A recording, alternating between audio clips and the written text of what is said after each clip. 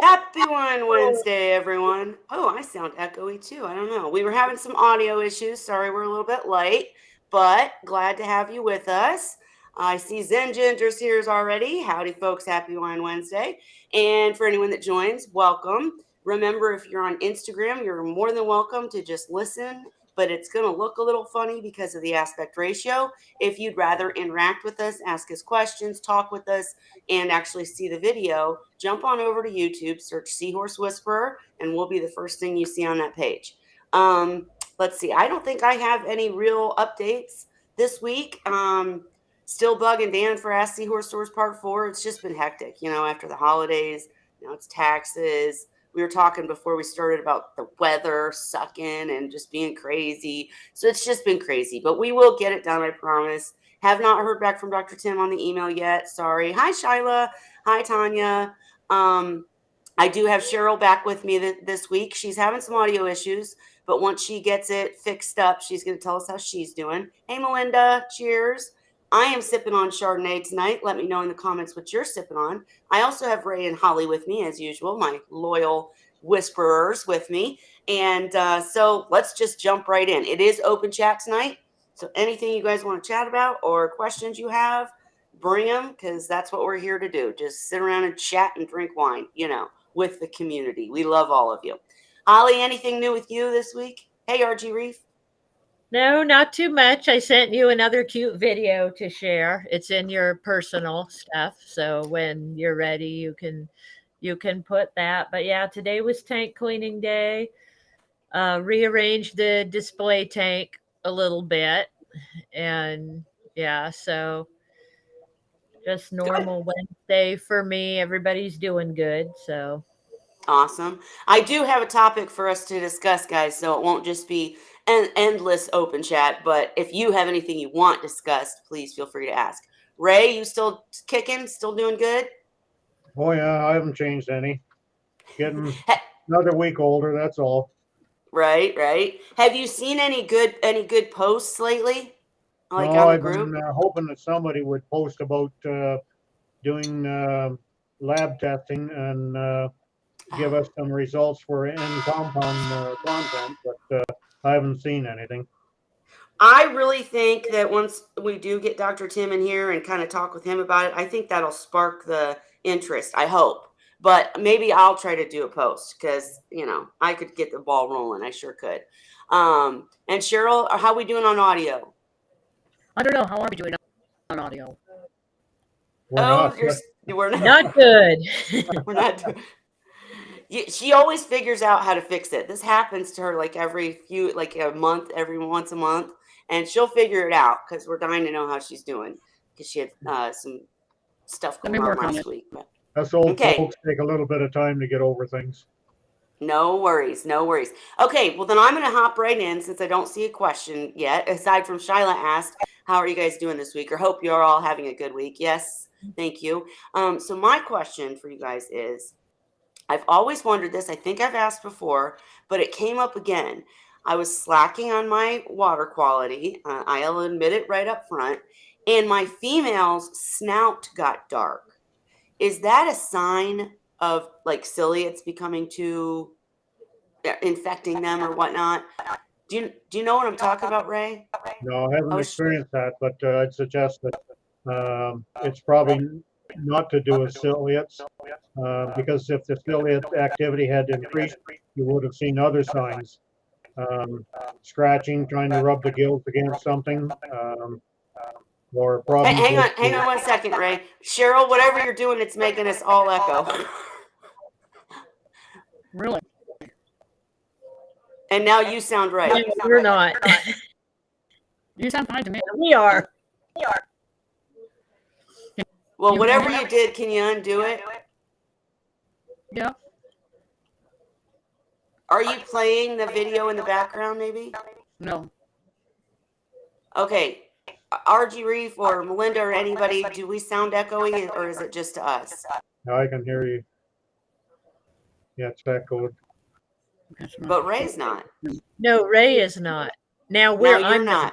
Okay. and you're All right. under. Okay, I think it's fixed. Okay. Sorry. Now how's Anyhow, Cheryl? Okay, is this any better? Now Oh, she's chipmunky again. Ah. dang it. Keep playing with it, but just try not to make us echoey. Hey, Terry's Tropical Tanks. I did not know that Racer X was Speed's long lost brother. And Salty, is the echo gone now? I know it was for a second. I'm sorry. We're trying to figure out. Cheryl's playing with Is this better? and my Siri keeps opening. Who's Racer X and Speed? Oh, I do remember that. Yeah, actually, yeah. No, I grew up watching Speed Racer when I was a kid. It was a Is it? Japanese cartoon, Ray. Yeah, And never saw it. he raced cars. He was a car racer. I guess I my didn't age know that. puts me into a different category. Hey, Salty, so good to see you. We want to know what's up with you too. Absolutely. So Holly, have you ever noticed that, like when your seahorse's snout gets dark, and do you worry when you see that? No, the thing is, the only time I really notice that specifically is when they're courting and the males get, darker Silver. features Yep. on their face, and that they'll get to where they have eyeliner and a black snout and real pretty looking sometimes when they're courting, but I haven't I haven't noticed that at all on my females, but it's not something I've looked for either, so Well, they're not at all, like Ray said when he was echoing, he gave the good points. Like you wouldn't automatically get worried because the snout was dark. It's more that you would watch and, of course, fix your water quality immediately, but also watch to see if they're itching and scratching and, well, if rubbing it against stuff. stays dark. Yeah, if it Yeah. stays dark, I would, but I don't know because mine change color often, and Right. it's not something that I really watch because it doesn't worry me at this point, Hmm. you know. So Well, and I had one other question because I mentioned that I've kind of been slacking on my water quality. Oh, Cheryl, whatever you did, you made us echoey again. Undo it, Is it please. good now? No. Or wait. oh, Zenger says some people have had that sound lately. It's like a YouTube glitch. I know, but it's something Cheryl's To doing. turn on had to turn on and off echo cancellation in their settings. But I think that's probably on Cheryl's end. So Cheryl, go into your settings. Sorry, guys, this is happening. Whatever she just did made me stop echoing. So Cheryl, try checking your settings for echo cancellation. But whatever you keep doing, it makes us all echoey. Okay, I just turned echo cancellation back on. Okay, yeah, leave it on because when you turn it off, we all become echoey. Okay. But you're still chipmunky, unfortunately. I think it's something on your computer is what but I could be wrong. I'm not sure. But what I was going to say is, let's see. Oh, when I was mentioning that, I was slacking on water quality, what I really mean is I haven't. So my question, sorry, I'm rambling around it, but the reason I think that the tank was getting a little dull, I've still got the RKC chamber going, the Aquachar, the K1 media, all that stuff still going, but I haven't cleaned my pumps and I haven't cleaned my skimmer. Like, how often do you guys take your skimmer out of circulation and clean it? Never Anybody? have. Really? I never have. I wipe down inside the body sometimes, but I haven't taken it out and taken it apart because I'm afraid of putting it all back together right. Well, I did have to what's called clean out skimmers. the overflow boxes were full of gunk. I mean, full. Kind of like the problem I had with the sump, Mhm. and they were getting clogged and blue. I figured out how to siphon them out with a drinking straw, like I do when I siphon their food out and then have to put water back in the box. Mhm. But it was so full of stuff. I mean, when I poured water back into it, all this stuff just came flying out. So it's been stuck in there for who knows how long. I'm And like, just I'm like, and lucky the problem so far, but well, and Ray, I want to hear what your answer was, but you've said before, if there's gunk in the tank, even if it's in a sock or if it's in a skimmer or if it's wherever, Mhm, it's still affecting water mhm, quality. So did you never mhm. clean your skimmers either? Very, very seldom. Uh, Really? right at the moment, I can't remember exactly why I would have done it, but I do remember having done it sometimes. But with 6 foot tall skimmers, Right. you don't want to be messing with them very often. I forgot, you Mhm, guys. Raised skimmers are outside the tank, so it's a whole different. And mhm. and I'm Yeah. curious to anybody. First of all, Terry said "Test for Echo" is a Rush album, just FYI. And Terry also said every time you clean the skimmer, you have to retune it. It's a pain in the right. I'm right there Yeah, with you. yeah.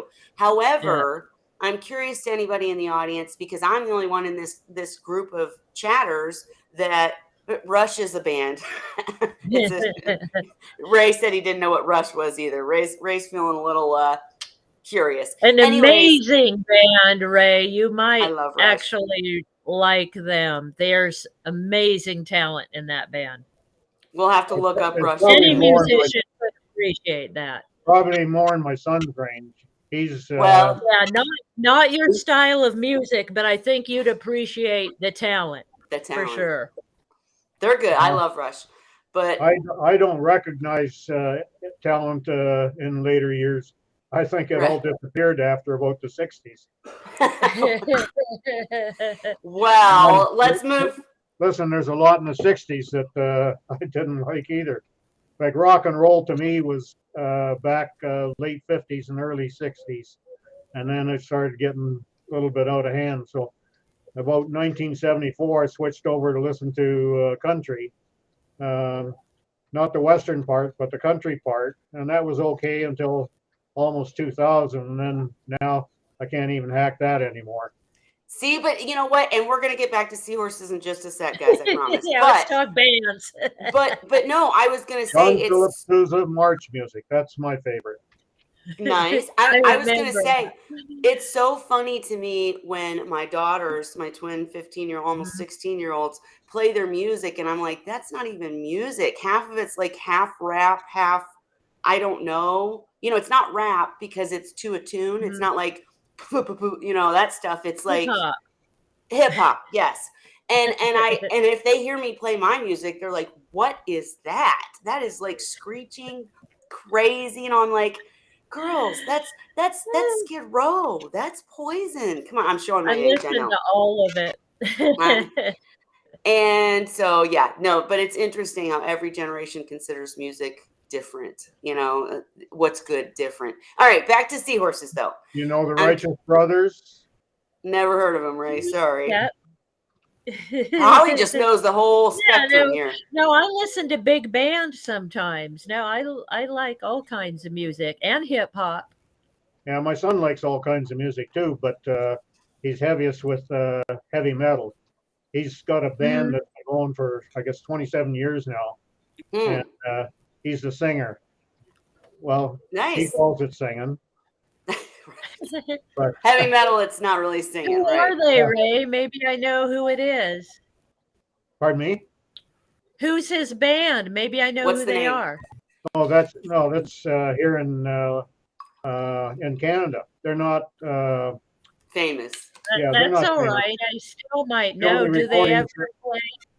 yeah, their recordings are only passed out amongst their community, like the people that follow them Mm. wherever they go. But They do probably they tour the US ever?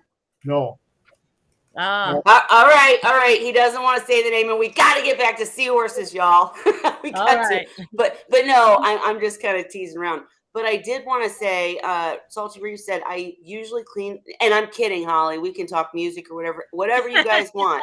I'm here to Just talk with my community about whatever we want to talk about. But Salty said I usually clean my skimmer every 60 days. And I'm wondering for anybody in the audience who has a smaller tank or an all-in-one, because this is my first all-in-one. It's come with some challenges. I'm trying to prove you can do it, and I'm doing it. It's been shoot. I feel like it's coming up on a year now, but I'd have to check. But I'm not great with the dates. But my point is, Salty's next point was I would notice the skimmer wouldn't perform as well as it should after a couple weeks if I didn't clean it. And that's what I ran into, Salty, is that I all of a sudden noticed I'm not having to clean my cup even once a day. And this is a 40-gallon all-in-one. I should be having to clean it or I don't mean clean it, dump it. I should have Skim Mate at least once a day, if not more. I should be having to dump it. And I noticed it's just sitting there. It's still working, it seems like. But so, Salty, I'm curious because I remember Dan bringing this up in a conversation on one of our Wine Wednesdays, that's what people don't realize is that the gunk that the bubbles don't push up is getting trapped and in the skimmer, right? Like Holly said, all this crazy stuff came starting up. And he mentioned that people think that just by dumping the cup and maybe cleaning the cup, they're cleaning the skimmer. But if you don't clean the neck, if you don't clean the body on the inside, you're going to run into trouble. So my question is, in the all-in-one, the skimmer that I have is like a straight up box. I think I've showed you guys before. It's made for an all-in-one. It does have a pump at the bottom, but you can't really get it's kind of difficult to get the pump out. So if you or me, Salty, or anybody out there who has an all-in-one cleans their skimmers, do you just throw it in vinegar and run it for a minute and then have, put it in fresh water and prime? Or how do you clean when it's a box that I can barely fit my hand into? Yeah, and see, mine's the simplicity, and I'd have to take it apart to clean it because the pump is like inside of it. And it's so tall it's a couple feet tall in the sump under my table. I mean, it would be quite the job to even get it out and take it apart to get into it. But think about it. Are all of our it's not foam mostly, it's like water's getting in the cup. And I remember Dan said to run the skimmer on the wet side for Seahorses. Mm-hmm. So I don't worry so much about it because I'm getting a little bit of water. I empty it every morning. And it's a huge skimmer. It's made for a 240-gallon tank, each of them. And I have a 55-gallon and a 75-gallon tank. And I'm just emptying the cup every morning. I probably don't need to, but I just do it, out of habit, and then wipe it down. And if I notice inside the body is yucky, I'll take a paper towel and wipe it down inside too. But I have never taken them out and actually taken them apart and cleaned everything. Well, and so Ray made I guess. I'm just wondering, again, audience, I know we have some brief people in here too, so definitely I want your input. But Ray made a point. It's his belief that it takes some time for a skimmer to work 100% after being cleaned. Right. As Terry said, you got to tune it. But think about it. That's one of the mistakes that I made when I first started too with sumps and such, is that I wasn't cleaning my pumps. And they won't work as long either if you don't clean them. So for my Reef or Seahorse people in the audience, how often do you clean your pumps, whether they be for the skimmer or for the, just the return to the tank? I can't talk tonight because I didn't do that at all on my first tanks. And I realize now that my pumps didn't last as long. Now I have the good DC pumps, but when I do clean them, I notice they're gunked up. And I cut my hair up, but I used to have really long hair.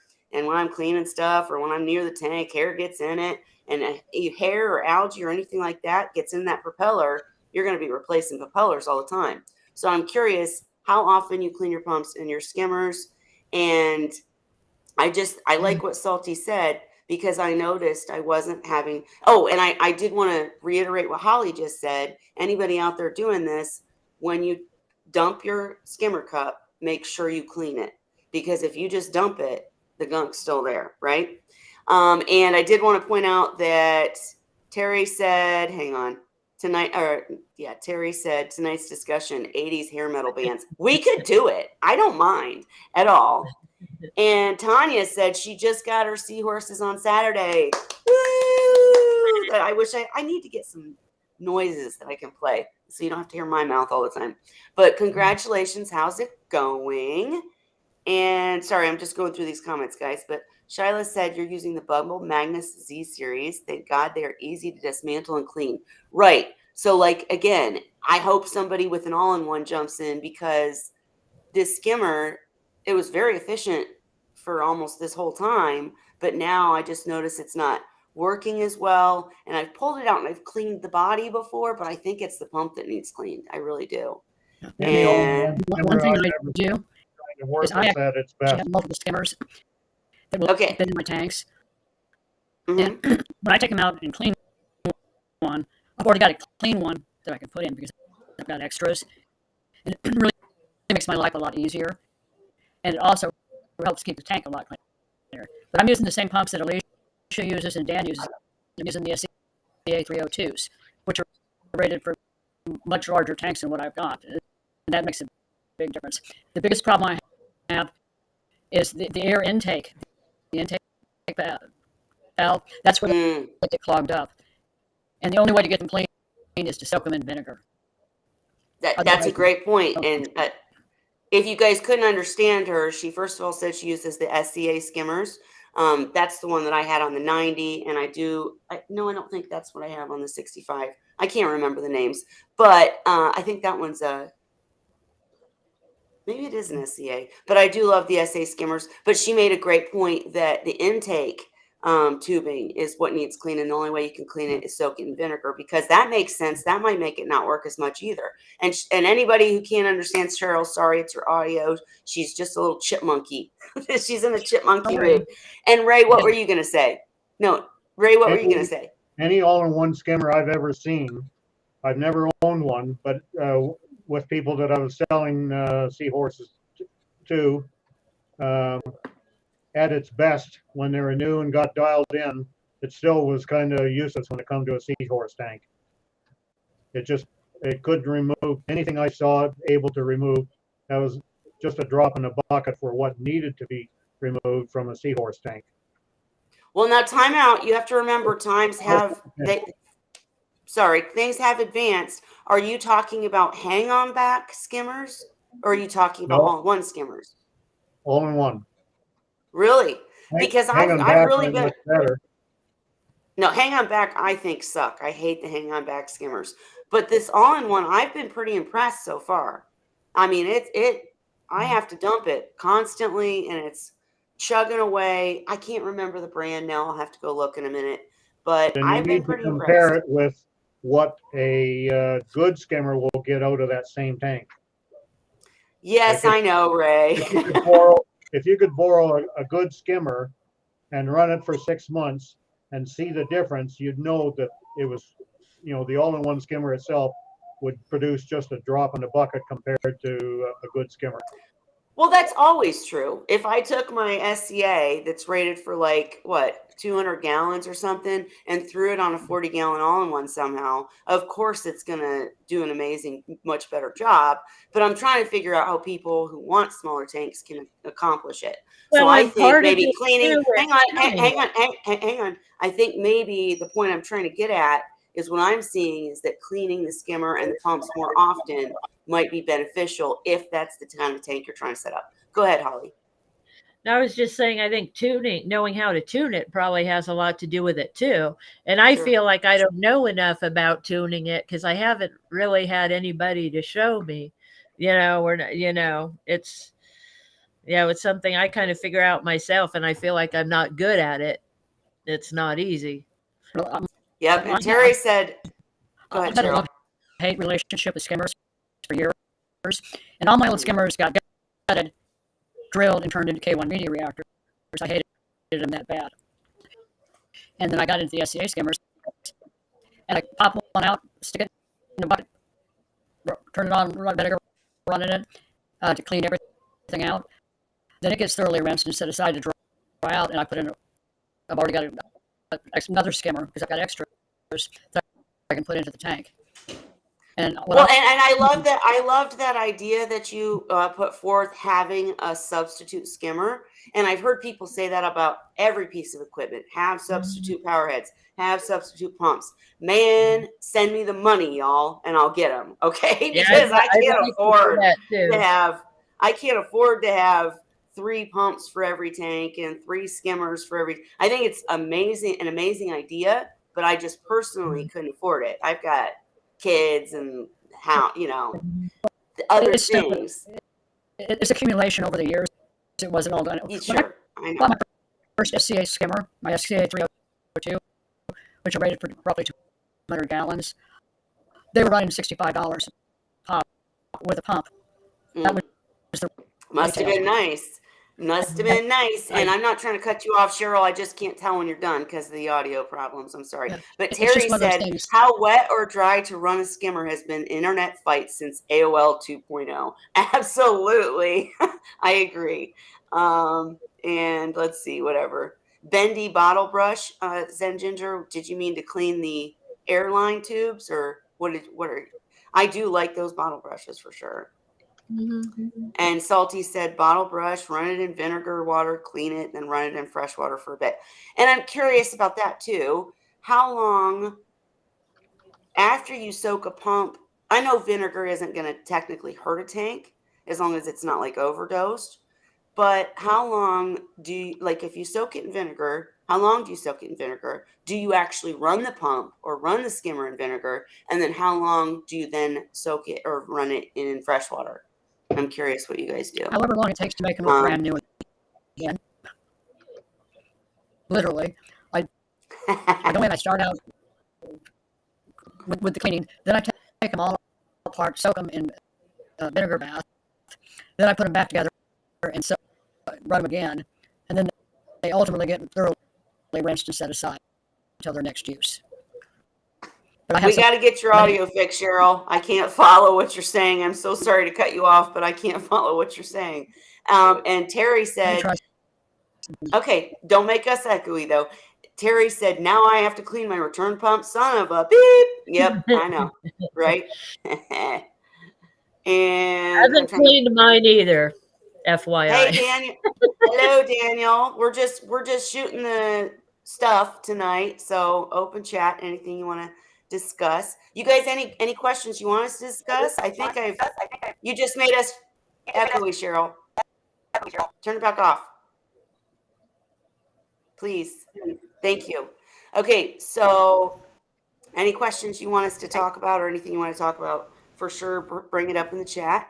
And Salty Reef said, it's always been the case, though, with smaller tanks, there are more maintenance more often due to the size of the water volume and the capability of smaller condensed filtration. Absolutely correct. And whatever you're doing, Cheryl, it's not good. I hear background stuff. Okay. Let's see. For the areas you couldn't get to in your skimmer in general. Oh, okay. For the brush. Absolutely. What, Cheryl? I said I'm playing with my audio right now. I know, but you keep messing all of us up. It's all right, though. All right. So aside from playing the video, Holly, what else do we need to chat about tonight? Because I got my answers. Basically, don't freak out if your seahorse's snout gets brown or dark. Instead, watch for other signs and clean your pumps more often if you have a smaller tank. What else do we need to chat about? Right. You guys, all right. Well, real quick, I'm going to show your video, and then we can look for. I'm sure someone in the audience will give us a topic to chit chat about, or else I'm going to come up with another one. But let's show your video real quick, and you can tell us what we're looking at. Hang on, here we go. Holly always entertains us with lovely seahorse videos, cute and otherwise. Here we go. All right, what are we looking at, Holly? So this is Candy with one of the Seahorse Christmas gifts. And speaking of seahorses rubbing on things, here's a good example. So she figured out this thing is soft, and it has a lot of little branchy things on it, and so it's become her new spa. Like in the evenings before bedtime for the past week or so, not every night, but maybe every couple nights or so, she'll sit in it and start rubbing herself in it or wiggling around in it. Well, and this is a great example because Holly, you have come to the show and asked questions about ciliates when Dan was here even, and we figured out that you do not have a problem with ciliates. So Ray, how would a new person that had new seahorses and their seahorse started doing this know the difference between, oh, they're just enjoying it, or oh, there's a problem? Nobody starting out is going to know. Well, It's something you okay. learn by experience and by, if you're fortunate enough to be on something like this or on a forum that brings up the topic. Other than that, how can you expect them to know?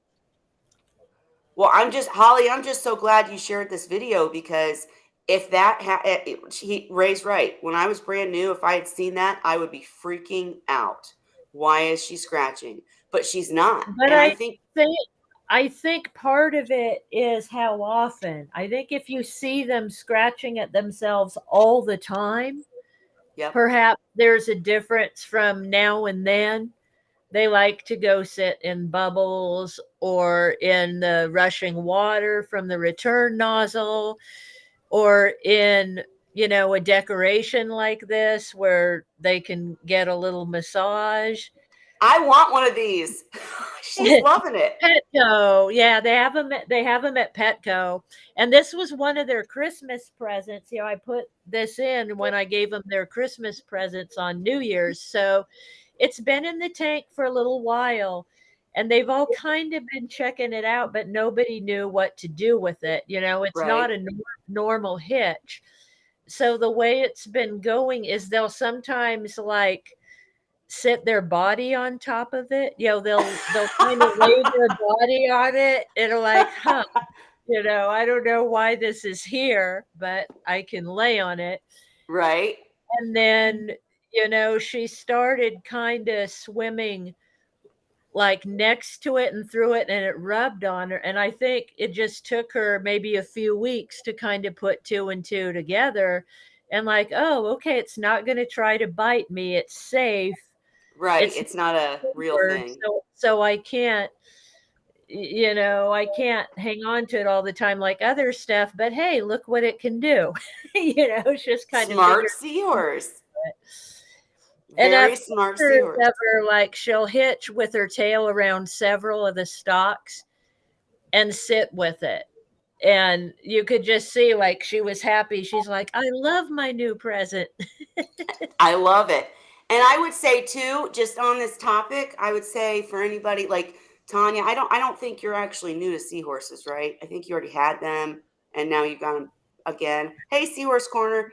But anybody that is actually new to seahorses, Holly made a great point. It's how often they're scratching and such. And usually, unless there's a real problem in your tank right away, you wouldn't see it right away. This is something that happens when your ciliates start adding up because you're not taking care of the water. I'm not saying anybody in particular. Me. Let's say me. Do the freshwater dip like I try, because I wasn't sure. I got feedback from everybody, but like Ray said, I didn't have the experience. How would I know? I wanted to find out for myself. Yep. So I did the 12-minute freshwater dip just to see, what would happen. And it turned out she didn't have a reaction. So that gave me more peace of mind going forward. I haven't added anything else to the tank or changed anything really. So why would there be overload of no. And my point was getting used to watching them. I think when you're newer, you tend to panic at every little unusual thing because you don't know. But after having them for years, after seeing more, you learn more them. What to watch for and what's not to worry about. Well, my whole point in saying that, just to be clear, is that I'm just so happy that you come every week, Holly, because while we love having the experts that have been doing this for 500 years, like Ray and Cheryl, just kidding, just kidding. But it's good to have someone bring something new to the table and say, look, you know, you don't need to freak out every time they look like they're itching, right? It's how often they're itching. I think also it's where they're itching, because when it is the gills, which, you know, if you were new and you saw that, you would think, oh, she's itching her gills, but she's not. She's kind of moving her head around, right? She's not taking her tail and swiping at her gills trying to get something off. You know what I mean? And every time I've had a celiac problem, my seahorses itch their bodies, they itch their gills, they itch everywhere. So it's a totally different experience. And I love that you said, you know, the more you keep seahorses, the longer you keep seahorses, the more you learn. But also, I'm glad you come every week, Holly, because you show that seahorses do have different personalities. I have never, in my entire seahorse keeping existence, had a seahorse lie down until I had one of Holly's seahorses. And it freaked me out. After years of keeping seahorses, this seahorse laid on the ground. And I was like, oh my God, it's dead. Oh my God. And it was not. Let me It was send just you another uncomfortable. video. I have an example from this morning. You need to get My a pair of combs. You want to see something that lays are down very experienced with keepers lying down. under rocks. Wait, time out. Ray first.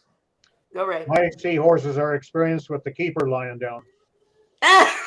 And Cheryl, what were you going to say? I was going to say, my voice still isn't real good. That's part of the problem tonight. But combs are notorious, what I call rock crawlers, because they tend to hunt extensively in rocks. And they will lay down flat on the substrate with their head under a rock, and they'll stay there for over 10 minutes waiting for that copepod to move. Yep, no, that makes sense. The way you know that what's going on is when you see the snick. And I've never seen some of the other species do it as extensively as they do. Sure. And so again, Cheryl just made a great point. It depends on what species you're keeping. If you are keeping Erectus, though, okay, hang on. I would say, though, with Erectus, I've seen Erectus hitch and go even upside down, you know, hitched and their heads on the ground trying to get food, but I've never seen them lay down. I am go ahead, Holly. I'm sending you an example right now. It's loading of what we're talking about. Okay, and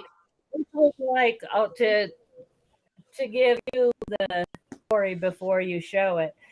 So yes, this is sometimes in the morning in the teenies tank, in the grow out tank, when I'm turning on their lights and we're getting ready for breakfast. Sometimes this is what I find. And so it's uploading now, it's a little slow. It looks like it's almost done, but I send it to the same place as I sent the other. So you should have it in a few seconds here. It's almost done. Holly, hang on before. Wait, go ahead and finish. Exactly what we're talking about? Exactly what we're talking about. And I just want you to see Shyla's comment. Holly doesn't have seahorses. They're literally sea puppies. Love when I see them on my Facebook newsfeed. I do too. I have some characters, that's for sure. I'm about to make the massage video like this Wine Wednesday channel, like mascot video or something, or the trailer before you start. When people are waiting for us to come. Here's the one. Okay, you just got it. I heard it ding. So okay, yeah. So check this out. You want to see seahorses that fight? Go get yourself 2 males and 2 female engines, and put them in the same tank. Oh. And you want to see some really serious fighting with males? They go bonkers. All right, let me share this. Real quick. Here we go. All right, this is Holly Seahorse, and here we go. Waking up in the morning.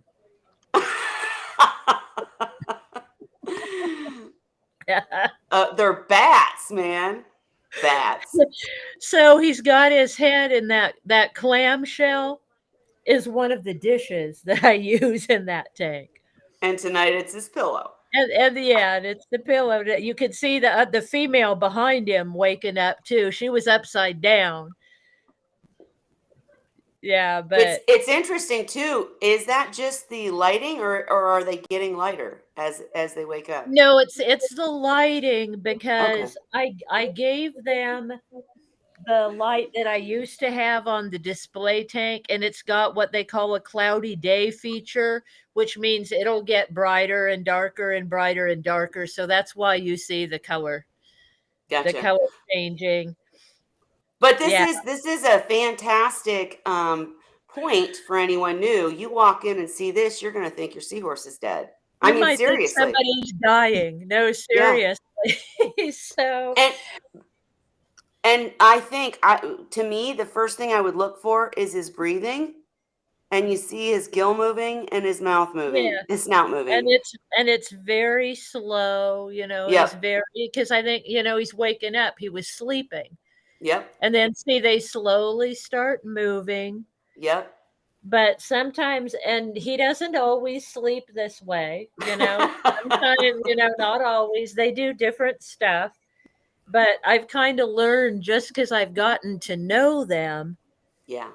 just because someone's lying down doesn't mean there's something wrong. Sometimes they just want to lay down, I guess. Yep.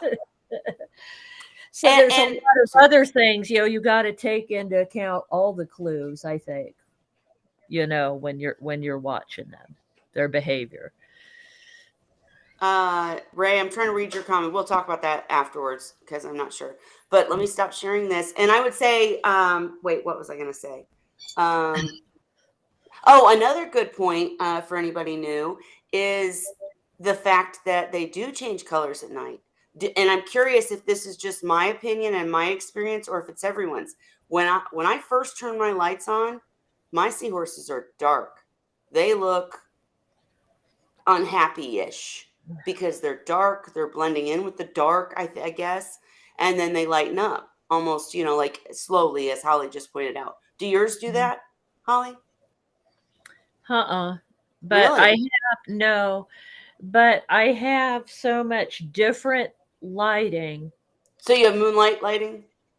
I have moonlight. It Oh, goes see, I off at don't. 11:30 at night. It goes off, Mhm. and then they're in darkness in the display tank. The two tanks have different kinds of lighting. Sure. But in the display tank, they have moonlight, which reminds me, I forgot to give them their sunset. Oh well. So anyway, they have moonlight till 11:30. It goes off then, and at 6 a.m., I come out and I'm turning on the lights in the house, in the room they're in, but their tank lights aren't on yet. So they get like ambient lighting from the room, and they kind of start seeing that Yep. stuff starting to wake up. And then I give them a sunrise at 6:15, and then the normal lights come on at 6:30. And as the sunrise is coming up, they start to get ready for breakfast. They start stirring, and they come, and let me know they're ready for their breakfast. And in the grow out tank, which is what I was just showing that video from, the lights are more sudden because I don't have them programmed. Right. So what I do is I turn on like the red lights, like I have behind me in the room in the early morning, just to give them some light in the room to let them know it's almost time to wake up. But then I come in and turn on the tank light manually. So it's like they have light all of a sudden. So the waking up process is a little slower for them than it is for the display tank, because it's Well, not, it's all of a sudden there's light.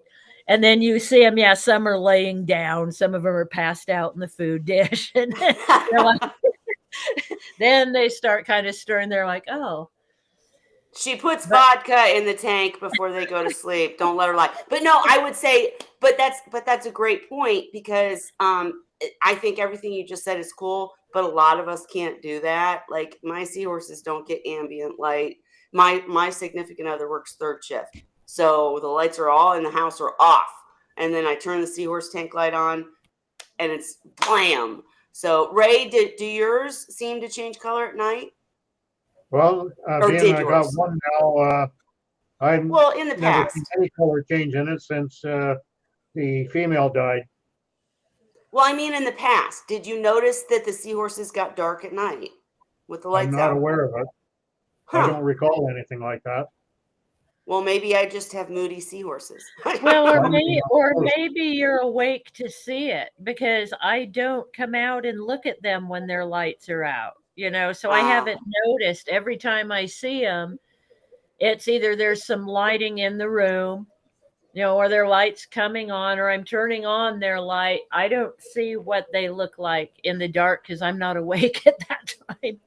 right. Well, and also, I guess my whole point is for someone new, if when you wake up and turn on the light, or when the light comes on, if they look dark, don't freak out. Give it time. See if they change back to their normal color. And some seahorses change color more than others, right? I mean, Yeah, I mean, personalities. they're changing all the time, for different reasons. A lot of it I see is just their mood or where they're hanging Yeah. out. So yeah, that's another thing I don't really worry about. I'm watching more for stuff on their skin, the signs of bacterial infection.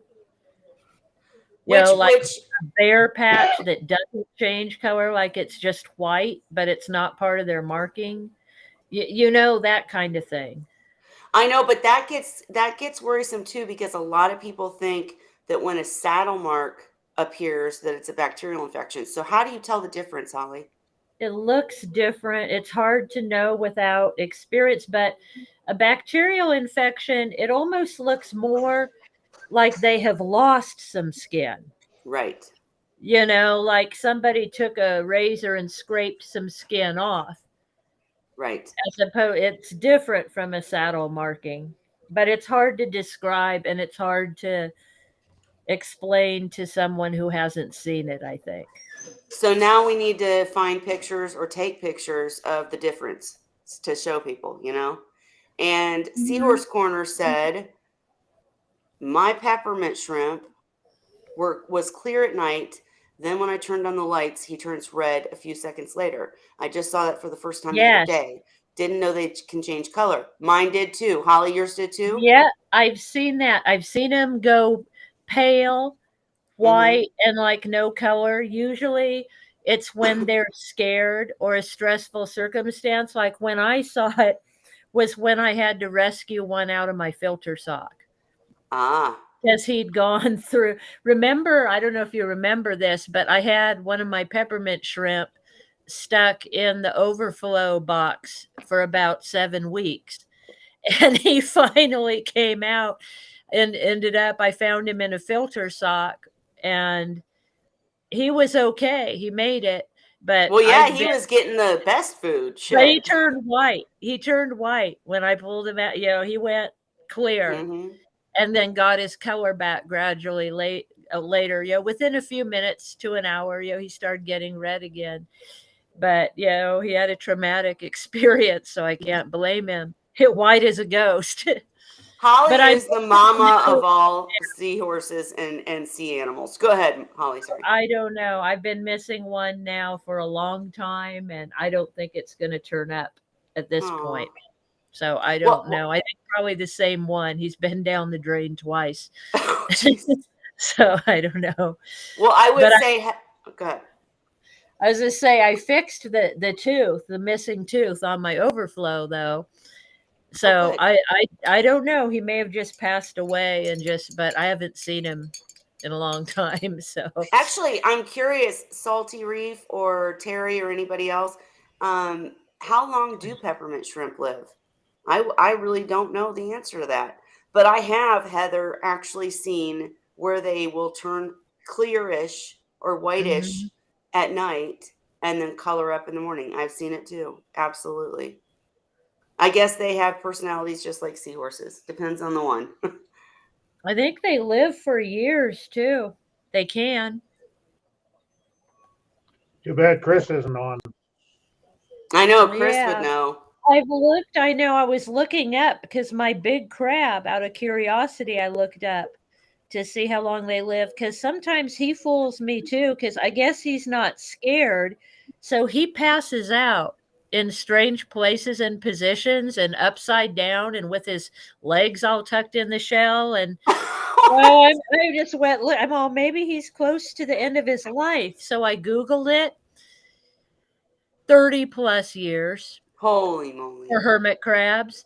And I read there was one like in an aquarium in a assisted living place or a senior place that was documented at over 45 years old.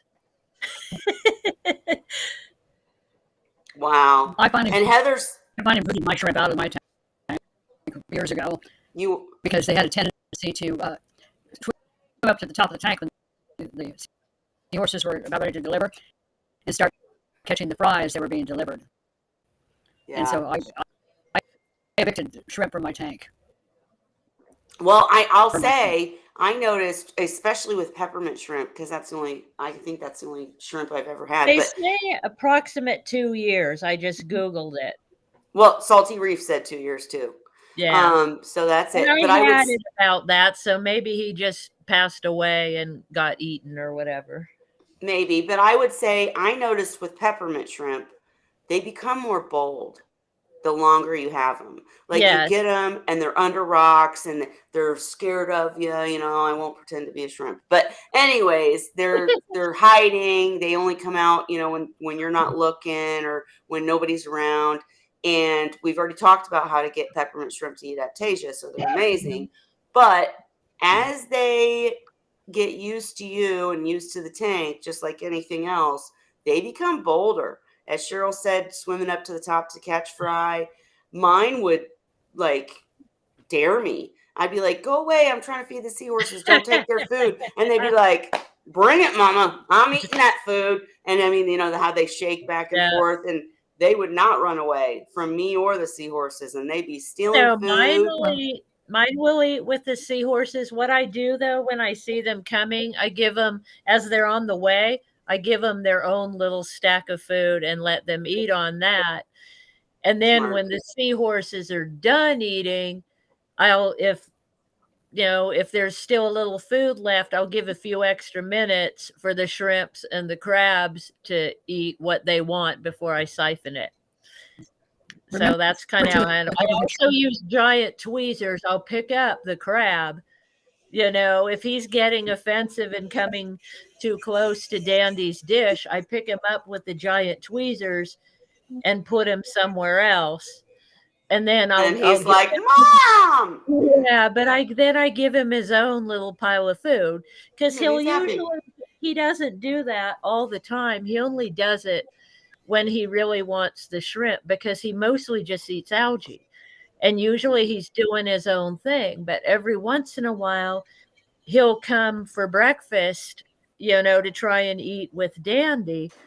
And then when I see him coming, I'm like, okay, well, he wants some shrimp today. So I'll just give him a little bit, and I'll let him clean up after. But I just figure out ways to manage them. Hey, I want to say Just really remember quickly. too, with Hang on, peppermint shrimp, Cheryl. I'm going to let you talk, but Cheryl, hang on one second. Tanya, I wanted to say I'm so excited again that you just got your seahorses. If you want to join us next week and actually come in the video, and you could either show live or send me videos of the tank and the seahorses and how they're doing, and we could discuss, like how they're doing for you and what you're doing for them, and that would be really cool. I would love for someone new to come in and share their tank and ask questions or share what they're doing, and we can all just chit chat about it because that's great for new people. All right, go ahead, Cheryl. Just I message was me going to if you want to. keep in mind there's multiple species of shrimp that all look very much like what we call peppermint shrimp. And unless you really know peppermint shrimp, they're virtually impossible to tell apart. Actually, there's a great website. I'll have to find it, but there's a great website that shows you, not a web page, I should have said, that shows you the differences in the red shrimp, Yeah, so that you can tell. you have to really know what you're doing to be able to determine what you've got. And that's true of a lot of species of shrimp. Quite frankly. Sure. No, I agree. I've gotten lucky. I've never bought a fire shrimp or anything like that. I always knew what to look for. And when I have gotten peppermint shrimp that won't eat Aptasia though. And the trick that I learned is when you're about to buy them, ask sure the they're hungry. store or the place not to feed them that day. It sounds cruel, but it's not. If they get into a tank with Aptasia and they are hungry, they will go after them. Just don't feed the tank and make sure they're not fed ahead of time. Because if you put peppermint shrimp that are fat and happy and just fed into your tank and then feed the seahorses, they're gonna eat they're gonna just eat and not go after the Aptasia. So One other thing too that I find intriguing is, okay, as we know, erectus normally hitch from birth. They're benthic species.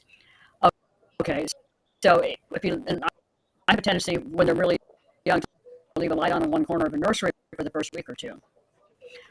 Well, the erectus are going to hitch and they're going to stay in the dark. Do the same thing with combs, and you're going to see them, watch them darting in and out between the light and the dark and changing color when they're even a day old. Literally. wow. And what they're doing is they're actively hunting, going into the light to hunt, then they're backing off in the dark area, taking a break, and you can watch them move back and forth and change colors as they're doing it. And I just thought I'd throw that out for grins. No, that's great. That's great information. And we haven't heard from Francis in a while. I wonder how he's doing with all his different species. And Salty Reef, you're new. You'll come on soon. You have seahorses. Yay. Get your butt in here, Salty Reef. Come on. Even if you don't have seahorses yet, we want you to come in. But if you do, oh my gosh, come on. We need you in here. And I would say, no, Cheryl, you're our expert on species. Like, Holly and I can sit here and talk all day about erectus and dwarfs and etc. and help people and tell people. But if somebody comes along with combs, we don't have a clue. So it's, we're so thankful that you're here to share the expert opinion on species because we wouldn't know. It's different. Engines are different. Engines are a whole different ballgame to work with. They're very, very aggressive with each other, like many other species. Yes, I've seen a female with combs take a male that was getting between her and her mate and pin him on the ground. But I'm not talking engines. You can watch them. They have literally a bony plate above the eyes and below the operculum area, and they use it like a battering ram and just keep ramming each other with it. Great big bony. Well, thanks to your hand motions, people know what you're saying because we can't really understand you. I'm so sorry, but the audio is really messed up, so we can't really understand what you're saying. But your hand motion showed the engines will ram each other. Yeah, and I would say, yep. And Cheryl will always be back with, we'll get her audio fixed. So anybody with species questions, she will be back next week, I promise. Nice. And I have something new now. Go ahead. I figured out the programming I used on the display tank light, my old one, is still working because I haven't seen it on this late on the other tank. So I didn't trust it, like the moonlight to come on and all that. Right. And it's on now. So I know that it's working. That makes me excited because I can stop using the fluorescence and probably save some money because the display tank lighting is LED. Hey, Cheryl, whatever you're doing, stop. You're making us echoey. Is that any better? No, it's making us echoey. Wait, go ahead and speak real quick. Okay. Say something, Cheryl. I'm just experimenting. Okay, well, whatever you did, it seemed like it was going to work for you, but unfortunately, it's making us all sound echoey. And Tanya, I was going to type it, but hey, if you would reach out to me on Messenger or to Holly, either one of us, and we'll get you in next week. And you said you're target feeding her only because she's so small, huh? And Salty Reef is experimenting with a BioCube. We still want to hear about it. Absolutely. And okay. All right. Sorry, go on. Who was talking? Somebody was talking and I interrupted. Holly, you got your light's still working is the point, right?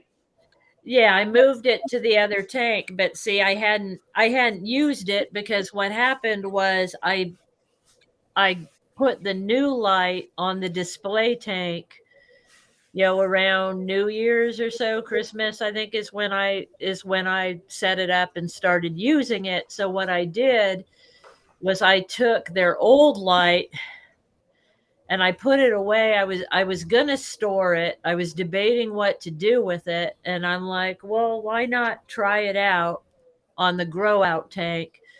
And if it does work well enough, because I'm not that happy with it, it's very difficult to program. So I did not want to program it. But I'm like, well, if it works, I could use it, and then it should help with the electric bill because I was using fluorescent lighting, like shop lights, Right. and the aquarium lights use LED. So I'm like, well, if I'm using LED lights, it won't be as much electricity to use. I'm hoping. So I got it out and I put it on the tank, but it didn't seem like the regular program was working.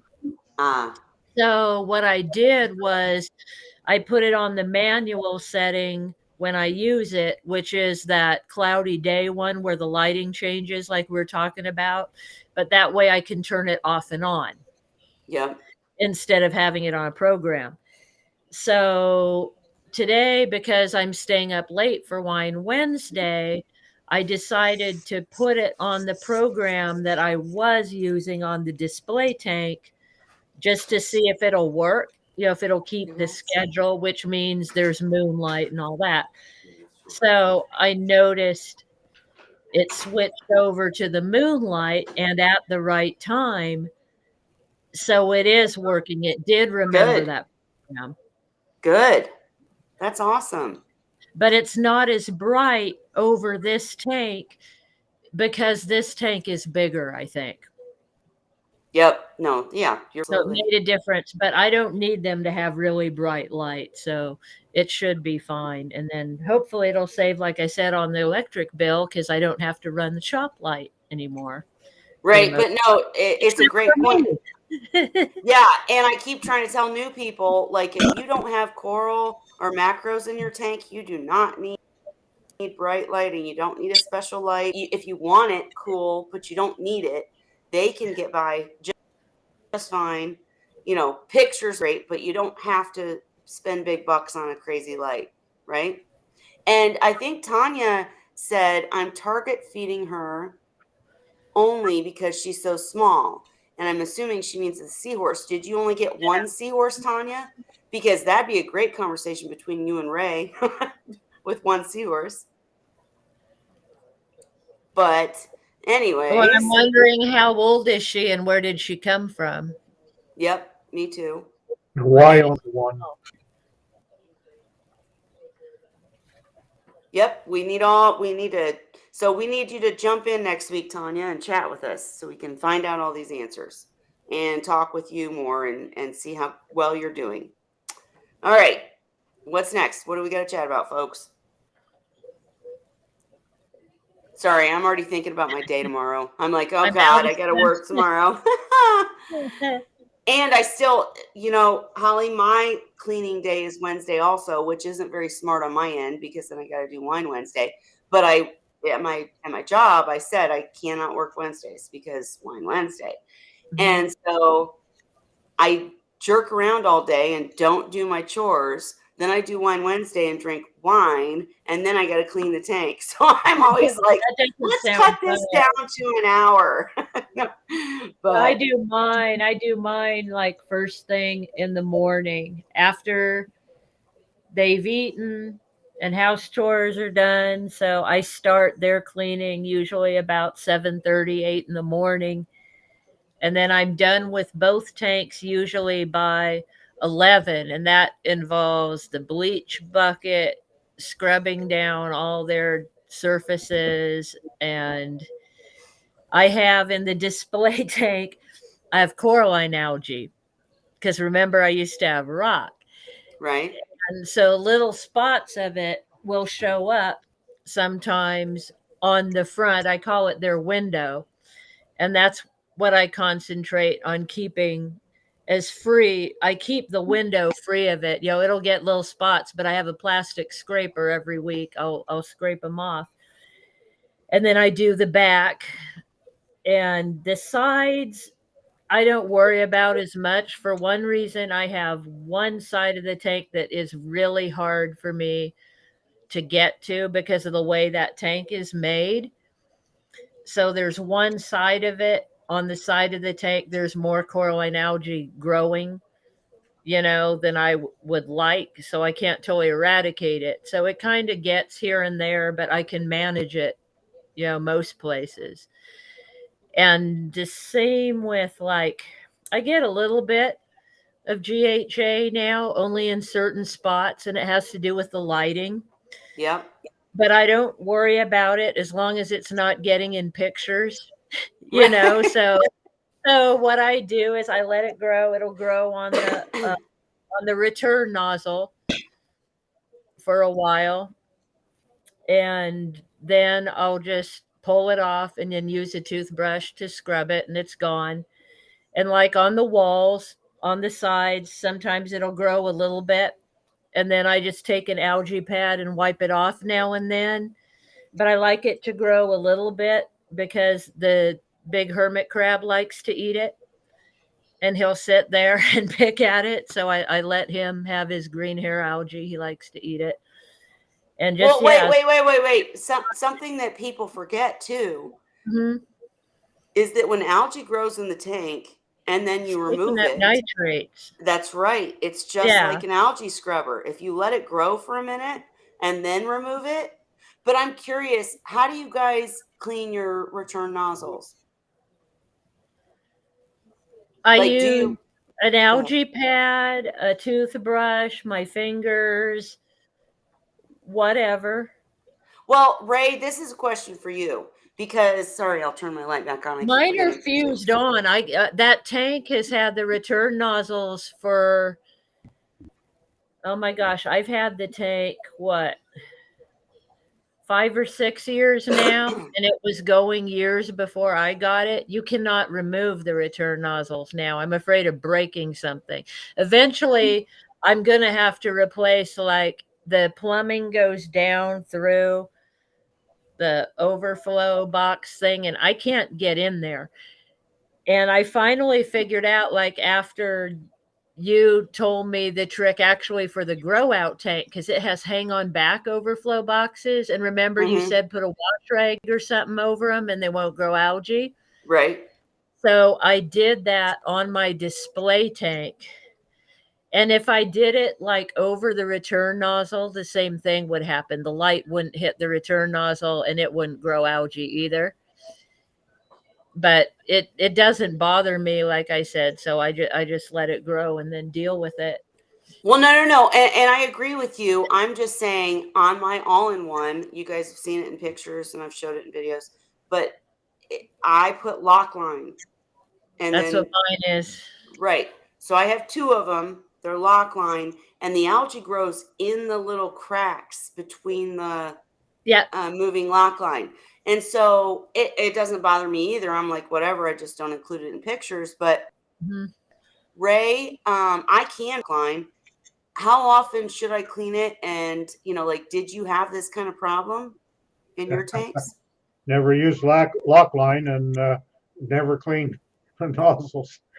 That's what Really? Seahorse says, laughing out loud. Are we supposed to clean return nozzles? Well, no, and I'm not saying Don't that. always. I do sometimes, but most There's of the enough time, work without I adding don't. to it. Well, hang on. Let me go take a picture of Right. mine and you'll understand why I'm saying this. You guys chat. Let me go take a All picture right. so you'll understand. Go ahead, Holly, lead the Well, conversation. if you would have seen mine this morning when I cleaned it, it looked like a mossy forest. I mean, it had a good inch of carpet on it. And it was really easy. The thing is, the longer it grows, the easier it is to clean because I just pinch it in my fingers and pull it off. And then when I get down to where it's just a little fuzzy, I get out the toothbrush, and this is all while it's still underwater, with the pumps running, and then I give it a scrub, and it comes off, and then I end up, siphoning out, or it goes down the drain, with everything else. So I just do what I can do and don't worry about it too much.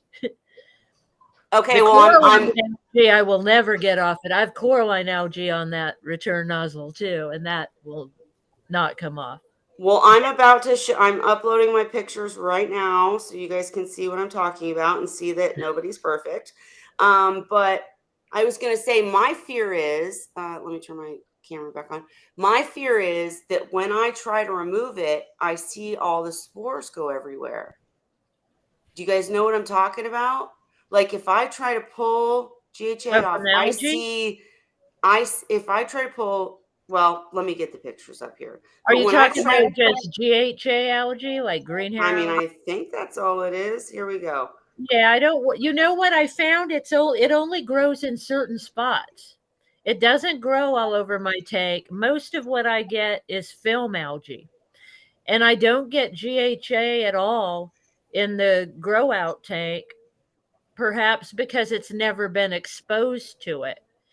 I only get it in the other tank, I think, because I used to have live rock and it got established in there, and so there's tufts of it here and there, but it's not at all like I used to have. The places it tends to grow now are just certain spots that are hard for me to get to or where it gets more light.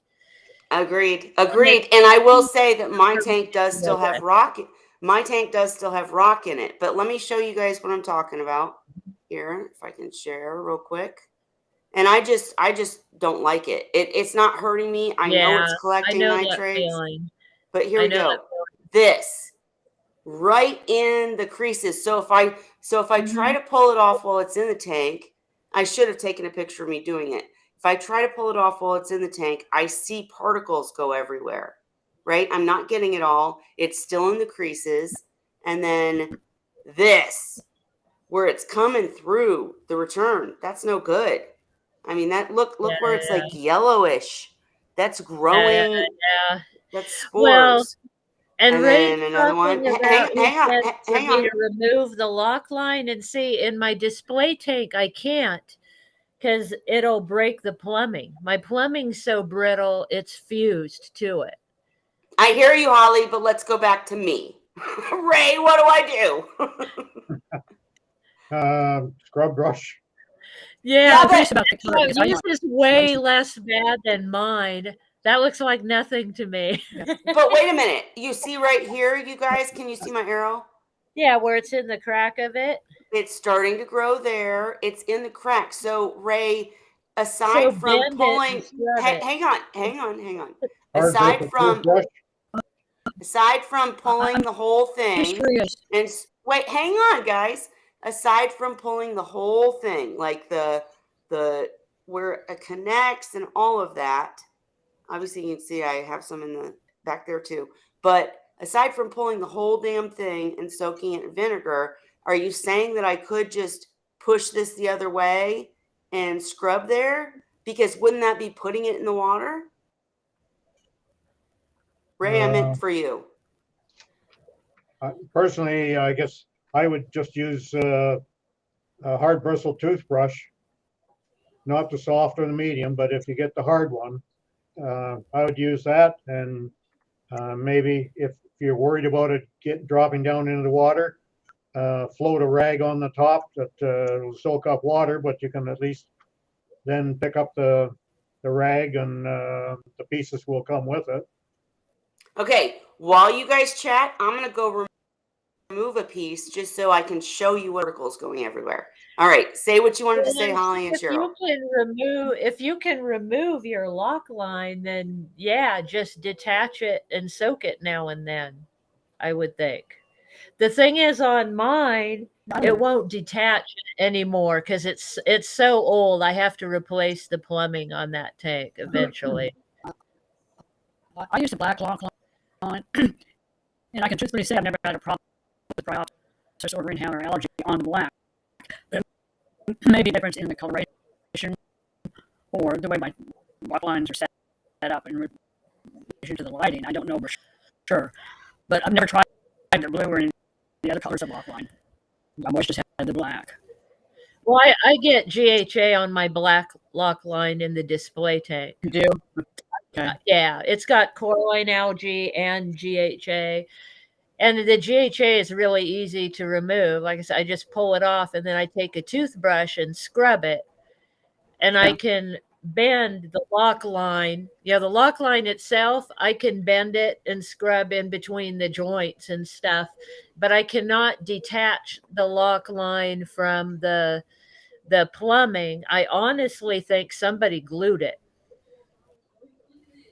Ah, to gotcha. the All right, all because right. Well, I inherited the tank. It wasn't mine to begin with. And yeah, it's got some idiosyncrasies to it. Salty said, hang on. Salty said, remove the lock line, scrub it in vinegar water with a toothbrush. And I think that's what I'm going to do because here, let me just share with you real quick what I'm talking about. And this isn't a good video because I was doing it real quick, but just to show you what I mean. So if I go in there and try to remove it, do you guys see the little particles falling down? Mm-hmm. Yeah. And then I did back here and tried to take a little bit off. And look at that. I mean, there's stuff going into the tank. I don't want to go in. Look at the green on the glass. I got to clean all that tonight. Screw that. I Yeah, don't want but it see, anymore. I do all that in one day. I do all of it Well, at so do once. I, but I don't want So to. yeah, it's a lot of work. But yeah, so all that crap is falling in the water, and then I siphon it out. And But I guess I my feel question bad for the is, seahorses because they're in a yucky tank while I'm cleaning. You right. know, And that's particles, crap. so I think when I'm Salty's method, and when I do my water change, because the tank's off anyways, I'm gonna pull all that off, soak in vinegar, scrub it outside the tank, because now I'm getting that green you saw, you guys, on the back ledge of the tank because it's falling down into the tank. Ray, you disagree? Thoughts? Well, you know me, I'm old school. If I had hair algae, which I've never ever had in a seahorse tank, but I've had I'm just teasing. 25, 30 years ago, I used to have an experience with my reef tanks. But to me, if I did end up with it, then I would want to know what have I done to allow it to grow. Because if you don't have the nutrient there for it, plus the lighting, it's not going to grow. And it's my experience that the less nutrient that I have in the tank, the less problem I'm going to be. So if I had hair algae, I would suspect that I'm going to be more susceptible to having seahorse diseases. Absolutely agree. And I will say in my defense, though, that I agree with everything you just said. But like Holly was talking about just a second ago, literally on and all in one tank, the turn pumps are right at the top, right underneath the light. So I don't have hair algae terribly. I have it in spots, but not terribly in the tank, which is because I'm not doing enough for nutrient removal and maintenance. I agree with you, Ray. But like with the lock line right there, I think it's more the light. And if there was no nutrient, it wouldn't grow. I agree with you. I need to fix the water quality. Bad Kelly. But I also think either I'm going to change the lighting or cover the lock line or something, like maybe put something over it to where and I can just throw it away or something, because it just bugs me. You know what I mean? Now, what's interesting in my grow out tank, I've never had green hair algae, but you never had rock. I get a different kind of algae in that tank, and it only seems to grow on my lock line and on the seams where the glass was sealed, you know, the silicone that goes around the bottom, and it's like a black flaky algae. And it's not, I mean, I can wipe it off it's totally different. And they get a film algae that's, it depends on how my lighting is. I've noticed since I started running the LED lights, which I had on the display tank before, interestingly enough, I get less film algae running Mm. those lights on the grow out tank. I think because they're not as bright on that tank because it's Yep. deeper, more water. Yep. In the Yep. display tank, I had to turn down the new light was too bright, so I put it on different settings, and that one's like fully adjustable how bright it is, and then it'll stay for the day. I don't have to program it every time. I can just set it and leave it. And so I've been finding lighting. Yep. No, I wanna jump in here and just say you're absolutely right. If you're having an algae problem, I would say the first two things, there's two things to look at. What Ray said, water quality, what Holly said, lighting. And like I said, in this tank, the lock line is literally directly under the light before, like barely when it hits the water. And that's why. And I do want to point out, as the macro queen of this group, that algae is good. Algae isn't bad, right? We don't like it. We don't like to look at it. We don't want it in our tank, but it's serving a purpose. That algae is soaking up all of the things that I'm missing in the tank, the organics, the nitrates, etc. Heat up, and when I do remove it, it's taking it out. My whole point was as I'm taking it out for it to fall back in, right? That was all. Yeah, like when you have an algae scrubber, the algae grows, soaks everything up. You pull that screen and you wash it in the sink. So I think I'm going to take Salty's advice and just wash them in the sink or in a bucket in vinegar or something. Yeah. When you've got an algal bloom, you've got excess nutrients, bottom line, because they're using the nutrients to thrive. So you got. But hey, Cheryl, it's also true. I have to interrupt and say that it's also true. It depends on your lighting, because the lighting helps it grow. They're photosynthetic. Yeah, well, it requires some light to grow, absolutely. But it's one of those things. Take the nutrient away. You don't. Light you run the skimmer right. Yeah, but in most tanks, you're not going to have a nutrient-free tank, right? I mean, I know we're working on organics in a Seahorse tank, but like in my tank, I have rock. As Holly said, she doesn't have problems in tanks it doesn't have as many problems in tanks without rock. There are ways to avoid it. But if people want a natural looking tank with rock and sand and stuff like that, you're going to have these issues, and we got to figure out how to help both sides, is all I'm saying. I've never had a tank without rock. How big were your tanks? Anywhere from 10 gallons to 90 gallons. So you had a 10-gallon Seahorse tank that never got algae. It wasn't a Seahorse tank. All kinds of tanks, you didn't say that. You just asked me. Oh, sorry. Sorry. I'm just saying I slack on water quality. They're not wrong.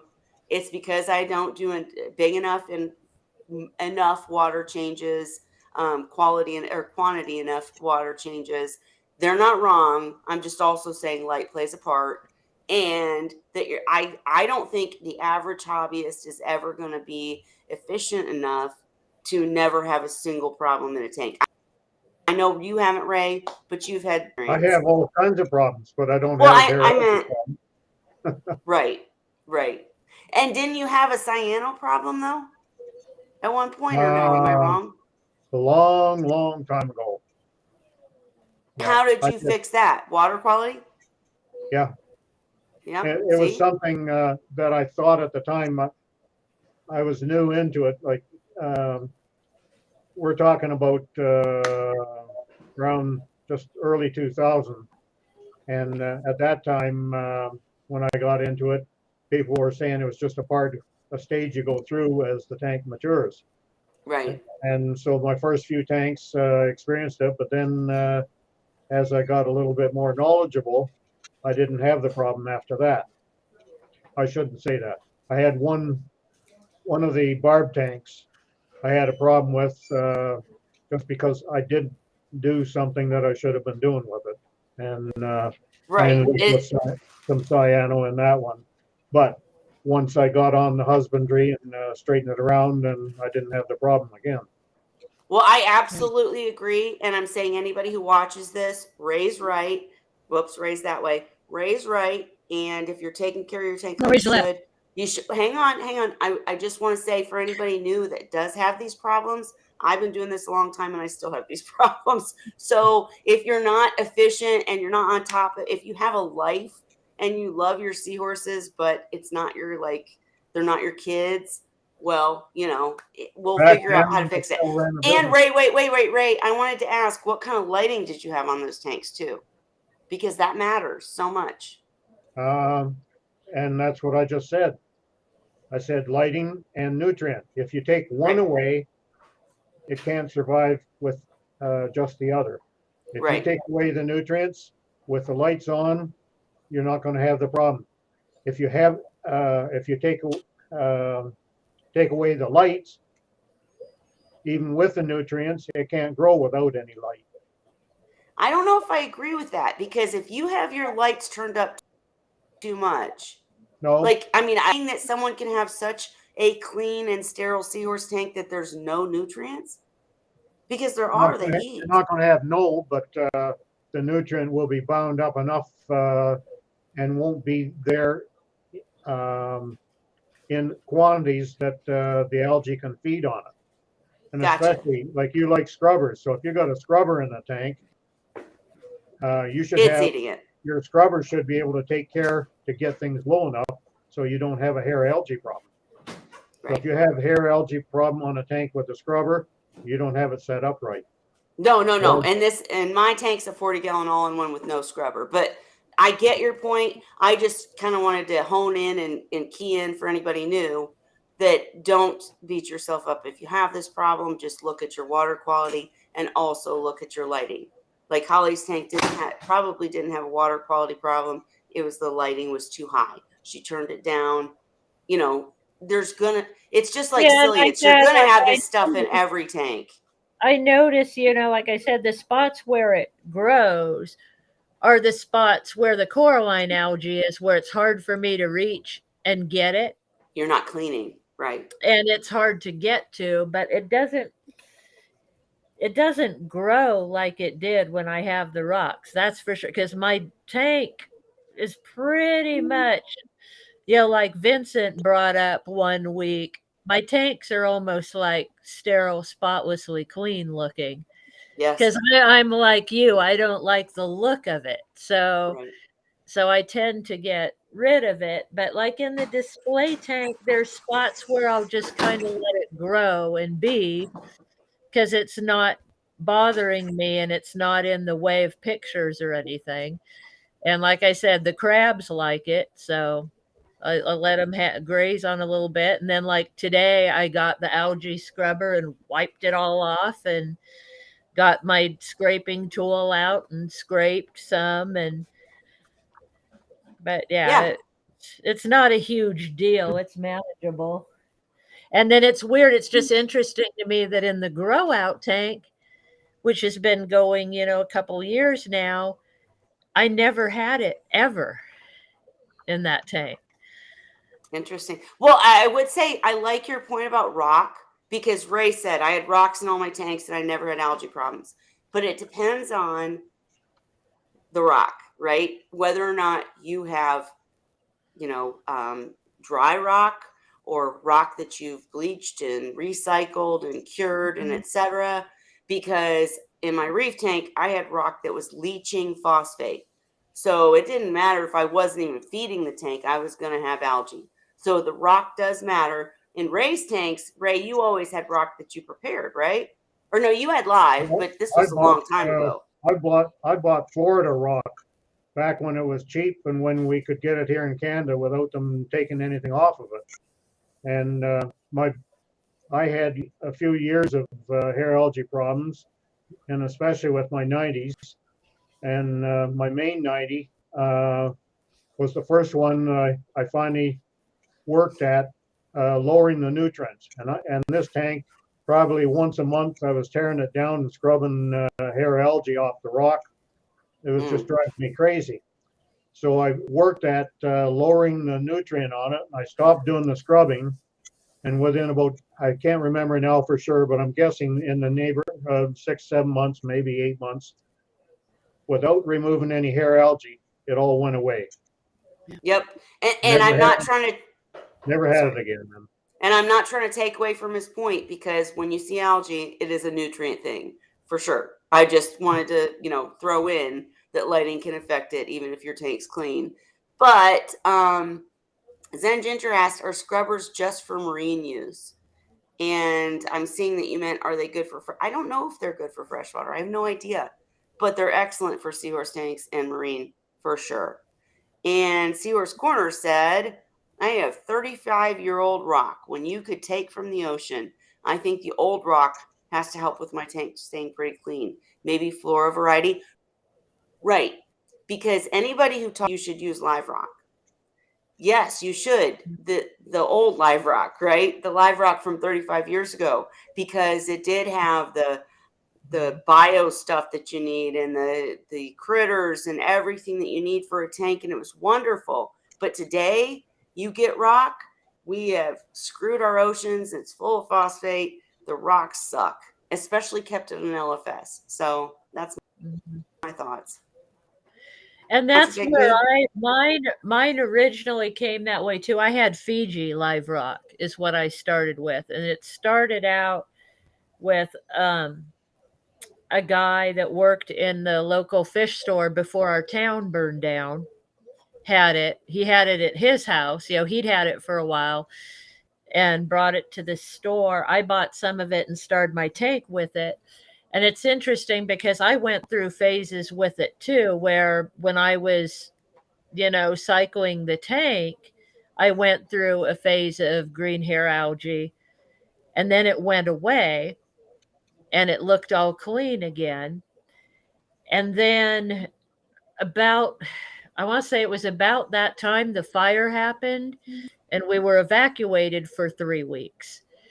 And in that time, the tank recycled itself. I lost all the fish in it. Thankfully, I only had 2 and a cleanup crew, but they all died. And the power had been out for a week. The temperature got down to 30 degrees. Holy moly. And somehow, when we came back 3 weeks later, the tank water the salinity was pretty high. The water level had gone down, but not a huge amount because it was so darn cold. There wasn't a whole lot of evaporation. So everything had come on and got going on its own while we were gone. And it really wasn't too bad. I had to do a huge water change and a lot of cleaning, but the rocks started growing algae again. Yeah. And I didn't have the seahorses yet at the time, everything just kind of started again. So yeah, I don't know. And then it came back, it went away, it came back. But then, I got tired of managing it and I didn't like the look of it. So and then plus I was getting pests, I was getting the red worms, bristle worms. Well, that's what Heather said. Heather said, I did luck out with little to no hitchhikers using rock that came from the ocean. Not recommended now. It's just different now. Yeah. But it had so much die off that produced a lot of nutrient for the pests to multiply. Yeah, I bet. Yeah, that sounds right, Ray. I bet that had something to do with it. Yeah, no, that makes sense. Salty has talked constantly about curing rock and, how to get rid of those nutrients and those pests, but it's a process. So, but I will say too, interestingly, in my 65-gallon, I got all man-made, dry, never in the ocean rock, right? Because I had it made. If you guys haven't seen my 65, I had these like beautiful, I had a skate made. He literally asked me to draw what I wanted in the tank, and I drew the rock how I wanted it. I had these spikes that ended up, soft edges that looked like branches or gorgonians and used as hitches. I love that tank. But that rock got algae. And I think it was the lighting. I mean, yeah, you can say, I understand it's the nutrients too, but I had a freshwater light over it. And I think it just grew it let the organics and the nutrients in the tank grow faster on that rock that was a porous and easy place to grow. So I have a question for people, with experience in lighting. This is a good question. So, what color lighting spectrum is the least likely to promote algae growth? Because I know this one. I have so many choices on my tank now. I can set it to red, Okay. yellow, Yep. blue, green, aqua, white. I know the white causes more. I figured that out. But out of all the colors, Red, stay away from red. Red is bad. If you are avoiding algae. Red, the green, the only reason there's green is for us. It does nothing. it won't promote algae. Oh, no. It will. That's all I'm I'm saying. asking. Okay, stay away from green. Stay away from red. Warm, just a warm white, like a bathroom, what they call bathroom light. Like I'm thinking Yellow. You're about 3,000. 3,000 Grows algae. Mm-hmm. Sorry, Ray. Go ahead. Sorry. Yeah. For my tomatoes that I'm growing indoors here, I've got some fluorescent lights there that I think are 3,000 or 3,500 because they work a lot better than the daylight ones at 6,000 Kelvin. If you want to grow algae, see, I'm the opposite. I know how to grow algae because I was the macro person. So you want the 3,000 spectrum Kelvin spectrum. But if you don't know the Kelvins of your light, what color? Like if I tend toward blue, is that better? Like what color? Because that's what I have. I can adjust the color and know what it is. Actinic light shouldn't grow any algae. And so That's what I was thinking. That would tell me that the higher the Kelvin, if you get up 6,000 or above, then you would have. But she doesn't. But she doesn't know the Kelvin, right? Yeah, I don't know that. All I know is the colors I have. So I can go anywhere from like blue, purple, pink, yellow, red, green, all the colors. So what color should I be using to blue? Blues are better. Or white. Blue and white. If you just do blue and white and low. Low, but even if you have color, doesn't mean it's not going to make it grow. It just won't grow near as fast. Right. That's what I'm getting at. Yeah. Sure. So avoid reds, avoid greens. I would say bluish colors. Cheryl's right. Go bluish, whitish, and keep them low. That's it. Yeah. What I do basically is I have a bunch of extra rock because I switch rock out depending on what I'm doing with the tank and the sump. And so I have tanks that I call my rock tanks. And those are tanks that the rock has been thoroughly sterilized, bleached, and treated to any fluorination, set out to dry for over a week outside in South Texas heat, and then they go into a big tank where they're fed. But they're not fed anything that's live. They're getting strictly nutrients like you would expect left over from seahorse species. And I've never had a problem using those rocks with them developing any green hair algae or bubble algae or anything like that. However, years ago when I bought live rock that somebody had been using and put it in a tank, it was a disaster because it was so full of crap. And that's something you have to think about. Prevention is much easier than the cure. Okay, and Zen Ginger said red disappears first in the par scale as you go down, which is why I said that. I didn't see what you said. Can you say it again? Oh, I'm sorry. she suggested red would She be. good. I think so. Well, and listen, I'm not an expert, so let's discuss this. But in every macro tank, on every sump, on every not sump, on every refugium, on every algae scrubber, it's always red.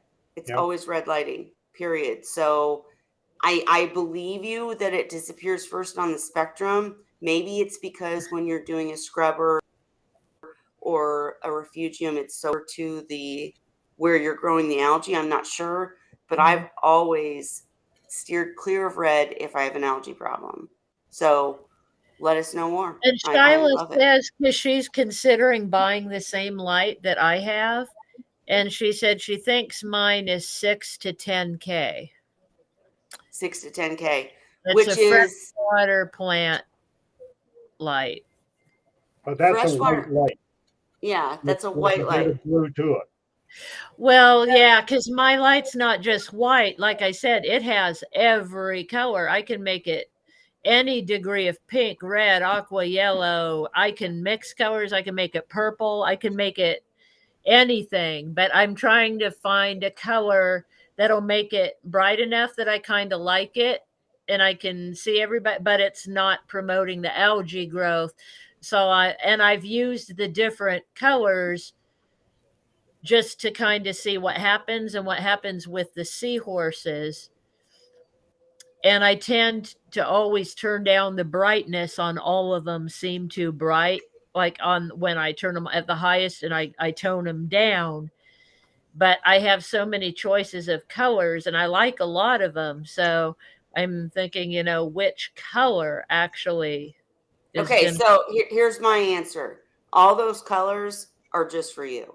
The lights that have the thunderstorm and the this, Yeah. that, and the other, it's just for Yeah. you. Yeah, And exactly. you don't know the spectrum, you don't know the par, you don't know any of those things with those kind of lights. I've had them too. And what I would say, Seahorse Corner said my tanks are just blue and white, freshwater glow lights. They don't seem to feed algae. I would stick with blue and white and turn them down. That's it. Mhm. Don't do all the purples, pinks, Mhm. greens, reds. If you get into But trying to though grow it coral, wait, hang on. seems. If you're trying to grow algae, if you're trying to grow coral, that's a different thing. You have to have a light that they need, the spectrum that they need. In a seahorse tank with no coral, with no algae, you don't want algae. You don't want all those lights. You want the lowest setting of just what makes it look good. That's it. I wonder if my white just doesn't turn down low enough because I seem to grow the most algae on the white light. Yeah, And that makes it's sense. also unfortunate, hang on, it's also unfortunate that when you say white light, as Ray was kind of pointing out, the spectrum matters. There's cool Mhm. white, there's warm white, there's Yeah, mid yeah, white. You don't know in a light that doesn't tell you. yeah. Yeah, To make let me it give you warmer, I have give to you guys turn up the other colors. let me give you guys an example. Two 50-gallon oceanic tanks, same size, same number of seahorses. One was on a west wall and so it didn't get any light except early in the morning because the windows were on the north side. Okay. Now the tank on the east side got the afternoon sun coming through those windows. Guess which one had all the algae and the pain? The one that had the afternoon sun coming in every day. And that there were Mhm. thermal drapes on those windows, sun blocking drapes, but they still were not effective when it came to growing algae in a saltwater tank. Gotcha. And Zen Ginger said, uh, and Zen, I'm not arguing with you either. You could teach me something. Who knows? I just know that when I'm trying to grow macros or trying to grow algae on a scrubber, I focus on reds, and I know that that's what most of the like sump lights are for. But you said in freshwater, blue promotes algae growth, so not sure how it translates. We're going to have to look it up. We're going to have to figure it out. So let's have this discussion again next week for sure. But there's no The arguing thing here. too I is love that you're bringing I'm your gonna go look in information. my Thermometer. book. I'll be right back. Maybe I can find out. The thing Go with the ahead, parameter Cheryl. is it's going to give you an idea of what kind of corals you can grow at a specific level of light, but it's not going to tell you what level it is for nuisance algae because they're designed to work with corals, and so you can adjust where you put your corals and how much lighting you're using. That's what parameter is used for. It's not used for growing nuisance algae. Right, but her whole point was that the red spectrum is the first to dissipate once it hits the water. So she was saying, like in a deep tank or something, you shouldn't have algae on the ground based on light that's red. I get her point. I get it. And that's why we need to look into this further. I've always said, like I said, guys, I'm the one that grows the macros. I'm not used to having to avoid the algae. So I just know that when I was trying to grow algae, I loved freshwater plant lights that had a bunch of red and a bunch of probably blue, who knows. Usually in a seahorse tank, I suggest full spectrum and turn it down. The whites, when you have a blue tank, you can't take good pictures, right? Personal tank, the 40-gallon all-in-one, I have the light set very low, no red, no green. Obviously, I still have some algae, but we've already discussed that maybe I've slacked on maintenance. And I would take pictures, I turn the white light up. So I don't have the white light high all the time. It is more blue. So that's interesting that in freshwater, blue is what is to avoid. That's interesting. Ray, thoughts? Oh, Ray up. Ray's Googling. Sorry? All right. I'll be honest. I use Oh, white no, and I blue was just typing on, freshwater submersible lights at my nurseries. They don't grow any algae. Well, Cheryl, what Ray was saying to me is you got to play this back. You got to go back and watch it and hear how hard it is to understand you. And we got to get the audio fixed. We can do a fake Wine Wednesday this week to fix it, but it's really hard to understand what you're saying. So I looked mine up in the book that came with the light, and Shyla was exactly right. It says mine for all the colors, it looks like the parameters are 6,000 to 10,000 K. Nice. Go, Shyla. So I would say for you, it's just turn it down. just keep Like it you turned did. down, and the color probably doesn't matter that much then, as long as it's turned to a lower light in the tank. Right, because the one thing I forgot to add is like when you're getting a refugium light or you're getting a plant light, the reds aren't just red. They have meaning. I'm not good at Oh, describing it's this enhanced. Gotcha. spectrum, the whatever. When you get just a light that isn't promising to grow plants or not grow plants, the red could just be red. I mean, think about any lighting anywhere. If you're in a movie studio and you have lights, they have a purpose versus lighting in your house. You can get cool or, warm or whatever, but it's not the same as when you're trying to do something. Go ahead, Ray. Oh, I was just typing in here. From my experience, the Kelvin rating is highest for the blue spectrum. And when you get your daylight, you're looking at that 6,000 range. Your other colors in that can't be high because the Kelvin indicates, how do I say it? Each color has its own segment of the spectrum. Right. And so your red, you can't get red at a 6,000 or a 10,000 Kelvin rating. It's going to be 3, right? And no, 3 is still 3. Like, and you're looking at in household lighting, that if you're looking at a bathroom lighting or a soft white lighting, it's a mixture of spectrums that are in there to get that. Sure. It still looks a little bit white, but it's probably going to appear yellow to you compared to looking at a daylight bulb at 6,000 Kelvin. And so that 3,000 is made up of maybe some 6,000 light in there, and maybe something that's 1,500 or 2,000. I don't recall. It's not just red. You're right. I got you. Like red just does not have a spectrum at 6,000. But I think also that while we're saying this, and I could be wrong, guys, I'll have to research it. I used to research this when I was growing macros, but I think that when you get in the lower spectrum range, like 3,000, what it means is, as who was it? It was Zen Ginger said the red can't go as deep, right? So in the 3,000 spectrum, the rest is turned down so that the red at least does get through somewhat and hits the macros. So but we'll have to get a lighting expert in here to talk about this further. But I just, for anybody new that's like asking this question today, avoid reds, avoid greens if you're trying to get rid of algae. Period. Remember, That's too, my though, it's not answer. just lighting that's going to grow nuisance algae. It's also going to be the nutrients in the tanks. So you've got more than one factor that's enhancing or breaking down the growth of the nuisance algae.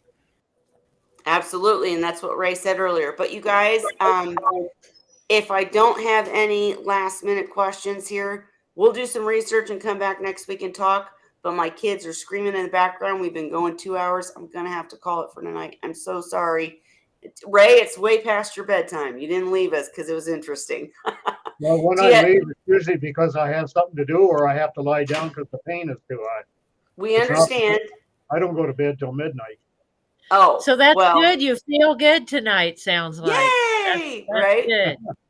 But you guys, we are gonna have to end it. Thank you so much to everybody who came and continues to come. We will be back next week. I'll try to find a lighting expert to come in here and chit chat with us more. But for tonight, guys, let's do our cheers. We got to. I got to. I'm sorry. I could talk with you all night, but I got to. So Holly at least does it with me. Happy Wine Wednesday, everybody. You know what? I should hold my Check that Seahorse link glass there. too. Cheers. I will, Ray. All right. Bye. See you next week.